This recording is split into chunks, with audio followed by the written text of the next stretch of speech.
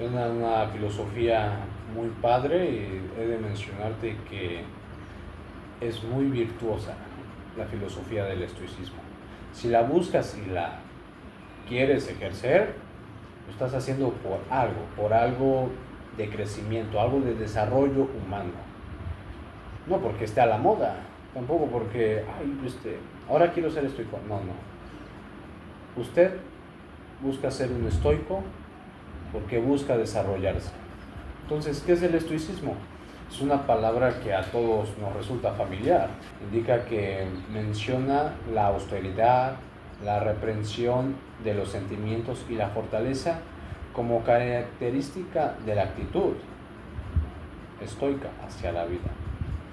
Esta imagen popular de los estoicos se ha ido forjando a lo largo de los 4 o 5 últimos siglos.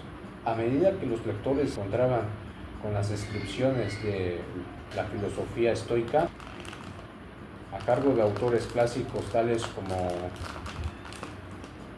Cicerón, Séneca y Plutarco, al igual que tantas otras concepciones populares, esta contiene el elemento verdad. Pero como veremos, no cuenta toda la verdad. En la antigüedad, el estoicismo hacía referencia a una escuela filosófica fundada por Zenón de Sirio en torno a 300 a.C.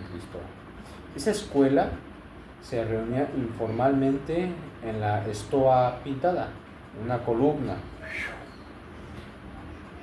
Estaba cubierta en el extremo norte de Agora, la plaza del mercado de Riodo, de intensa actividad filosófica.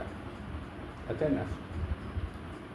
La academia de Platón y el liceo de Aristóteles eran fuertes todavía, mientras que Epicurio, contemporáneo de Zenón, asimismo otros filosóficos, en particular los cínicos, inspirados por el ejemplo de Sócrates, quienes habían muerto unos 100 años atrás. Los estoicos no poseían ninguna propiedad escolar formal, se reunían en lugares públicos en pleno corazón de la ciudad de Zenón.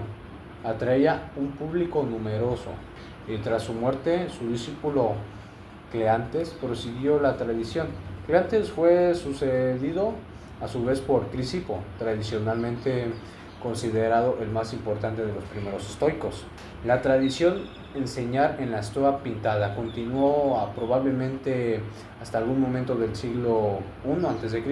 Por aquel entonces, Roma se había convertido en la potencia cultural y política más importante del mundo antiguo. Los romanos simpatizaban con muchas ideas estoicas y el estoicismo floreció en el seno del mundo humanizado. En el siglo I a.C., Cicerón presentó al mundo de habla latina varias síntesis importantes de la filosofía estoica. Los estoicos proliferaron en Roma durante el siglo I después de Cristo, desde Séneca, Lucasio y Percio hasta Musonio, Rufo y Epicteto. El siglo II asistió a la culminación de la apropiación romana del estoicismo por parte del emperador Marco Aurelio, quien se expuso a su propia versión del estoicismo en su libro llamado Meditaciones, por así llamarlo, un diario para él. Como podemos ver, el estoicismo atrae a individuos de una amplia gama de orígenes geográficos y estratos sociales, desde Diógenes de Babilonia en el este hasta Séneca del sur de España en el oeste, desde el antiguo esclavo Epicteto hasta el emperador Marco Aurelio, desde los inmigrantes de Oriente Próximo, Atenas, hasta los miembros de la corte imperial de Roma. ¿Qué es lo que atraía a tanto variopinto conjunto de admiradores? Tal vez el primer factor de esta clave es que, como capta la imagen popular del estoicismo, la filosofía estoica no es meramente una serie de aserciones filosóficas acerca de la naturaleza, del mundo, de lo que podemos conocer o de lo que es bueno o malo. Es ante todo una actitud o una forma de vida. El estoicismo implica en efecto complejas teorías filosóficas. En ontología, teoría de lo que existe. Epistemología, teoría del conocimiento, y ética. Pero estas teorías se sitúan dentro de una concepción muy particular de lo que es la filosofía. Siguiendo a Sócrates, los estoicos presentan la filosofía como primordialmente interesada en cómo deberíamos vivir. No obstante, los estoicos no eran los únicos que defendían este planteamiento. Y lo mismo cabe decir de los antiguos epicúreos y cínicos, entre otros.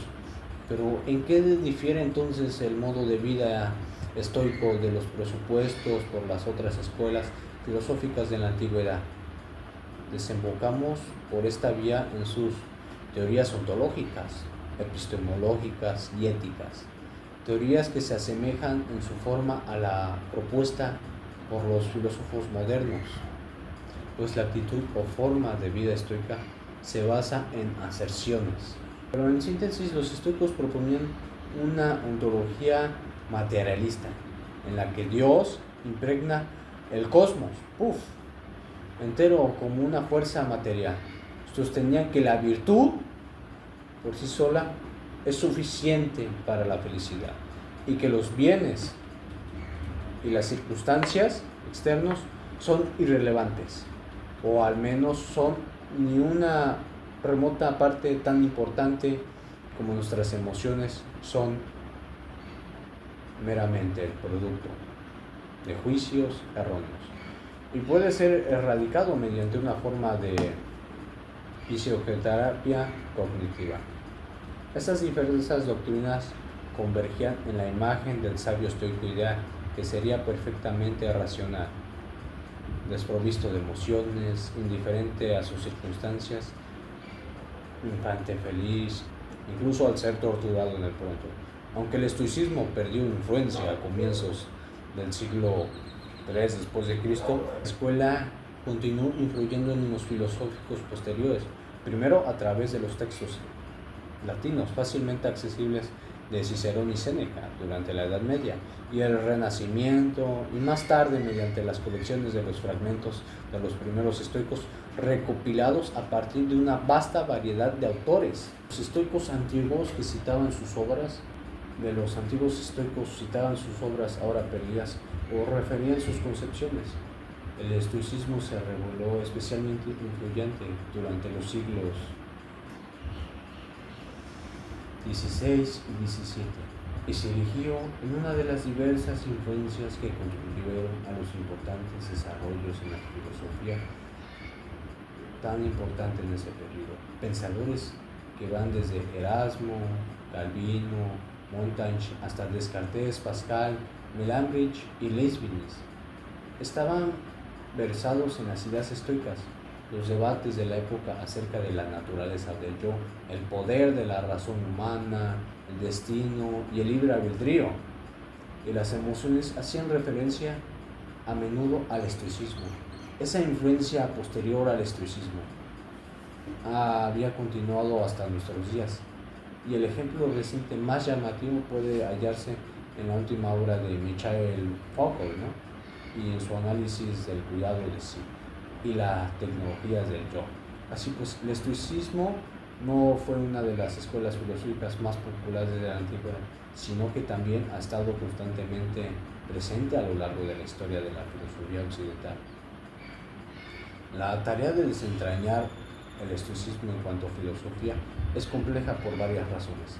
La mayoría de los textos tempranos se han perdido, por consiguiente hemos basarnos en los informes elaborados por autores con frecuencias hostiles hacia el estoicismo, pero a veces escriben en un clima intelectual bastante diferente. Por ejemplo, los textos estoicos de los que disponemos son posteriores y en ocasiones resulta difícil determinar hasta qué punto reflejan fielmente la ortodoxia estoica temprana, en qué medida encargan desarrollos ulteriores. Todo esto puede tomar desconcentrante la tarea de aquellos que no versados en el tema. El resto de este video puede estar destinado a servir de ayuda a quienes se incitan en la materia, presentando a las principales figuras de la historia del estoicismo, así como a otros varios autores antiguos, con lo que es probable que se encuentren quienes se acerquen por primera vez a la escuela de la filosofía. Concluye con las reflexiones acerca del motivo de que se hayan perdido tanto de los textos estoicos tempranos. Reflexiones con que especulativas sirven de introducción del tema. Mira, los primeros estoicos, Zenón, ¿no? Zenón fue el fundador del estoicismo, nacido por el año hacia 330 a.C. en la ciudad de Sitio, en Chipre. Según la antigua tradición biográfica, Zenón viajó a Atenas a los 20 y poco años y a su llegada visitó un puesto de libros en el que encontró un ejemplar de los recuerdos de Sócrates, ¿no? Que su ejemplar era Memorabilia de Jofonte.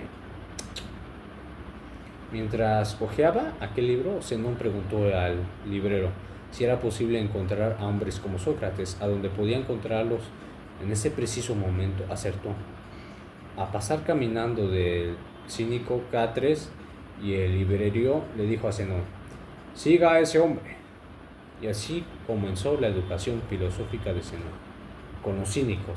Los cínicos eran célebres por propugnar una vida conformidad con naturaleza y en oposición a una vida modelada por las costumbres y convenciones locales.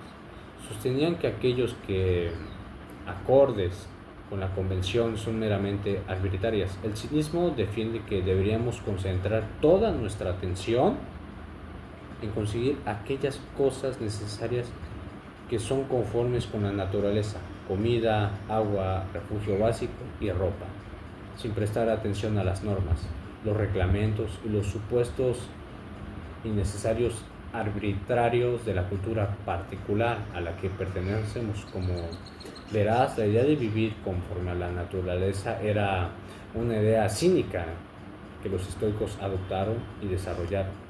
Ahora bien, Zenón no deseaba en absoluto convertirse en un cínico ortodoxo, ¿no? Claro que no. Estaba ansioso por explorar las demás discusiones filosóficas que tenían lugar en Atenas en aquella época. Se cuenta que había estudiado en filosofía Polemón, ¿no? Cizón siempre tuvo la idea, o iba con que no quería quedarse con lo primero que encontrara. Observó que había debates, diferencias entre las personas que iban a discutir, que intercambiaban argumentos o que querían defender sus argumentos. A él le llamaba mucho la atención de aprender de todos. Quería diversificar su conocimiento. De hecho, por eso Zenón comienza con el estoicismo, porque el estoicismo también abraza la idea de conocer aquello que desconoces, atrever a tocarlo, atrever a examinarlo. Es como si agarraras imagínate que el cuerpo así como tal, vienes y lo diseccionas. Así el conocimiento. Zenón tenía la idea de que el conocimiento había que diseccionarlo, conocer parte por parte por parte. Entonces es una de las ramas que abarca el estoicismo. Le da la bienvenida a aquello que desconoce. No digo que ejerza lo primero que se encuentre, sino que es como un mapa. Imagínate una red neuronal. La tienes así. O sea, imagínate una neurona. ¿Sabes cómo es una neurona? Así es la neurona. La tienes.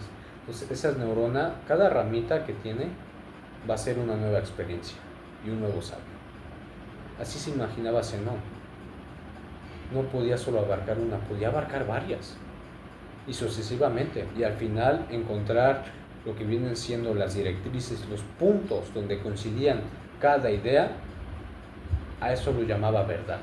Entonces el estoicismo comienza con el constante aprendizaje, con la constante búsqueda de lo desconocido. Ser estoico es estar constantemente aprendiendo. Ser estoico es constantemente estar escuchando ideas opuestas a la tuya. No ejercerlas, escucharlas, comprenderlas, diseccionarlas. Porque al estoico le culmina, le fascina saber que aquello donde es debilitado, donde le ganan, donde a su contra no le favorecen, el estoico no se queda con la idea de, oh, rayos, no voy a poder aprender. No, madres, él viene y lo agarra y lo aprende. Porque ser estoico también es ser un guerrero diseccionando el saber, un guerrero obligándose a aprender nuevas cosas, un guerrero. Entonces, para terminar, el estoicismo comienza con eso, con la constante búsqueda del aprendizaje. En mi siguiente video te voy a narrar otro capítulo. Vamos a ir abarcando lo que van a ser todos los estoicos y parte de la historia. Vamos a estar fascinados cuando lleguemos a Marco Aurelio, porque Marco Aurelio es toda una historia con ese hombre. Yo soy Rodrigo Zabaleta Presa y soy practicante de estoicismo, y bienvenido.